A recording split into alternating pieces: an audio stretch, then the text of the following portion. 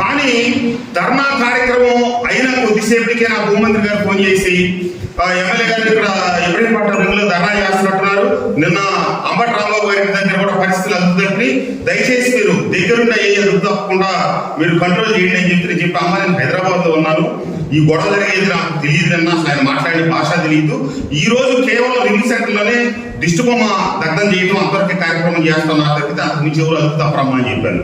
అయితే జాగ్రత్తగా control అవ్వడమంటే police వాడు కూడా మేము పూర్తి చెప్పుకున్నాము, వాళ్ళందరూ జాగ్రత్తగా ఉన్నారు, ఎట్టి పరిస్థితిలో ఉపేక్షించమని చెప్పారు. ఆమె పెట్టేసిన 5 నిమిషాలకే కమిషన్ గారు చేశారు.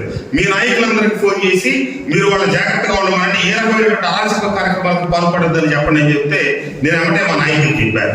మా వాళ్ళందరూ మా స్త్రీలు మా వాళ్ళందరూ అక్కడే ఉన్నారు, ఉంటే ఎట్టి పరిస్థితుల్లో ఏం కాదు సార్ అని చెప్పారు. కానీ కొంతమంది ఆవేశంలో గతంలో జోగి రమేష్ మాట్లాడిన మాటలు అతను ఉపయోగించిన భాష మీద కోపంతో అటు పరుగులు తీయటం, ఆ పరుగులు తీసిన వాళ్ళని మా వాళ్ళు అదుపు చేసే ప్రయత్నం చేయటం, సరే కొద్దిమంది చిన్న రాడ్ రోడ్డు అవాల్సిన సంఘటన జరిగింది.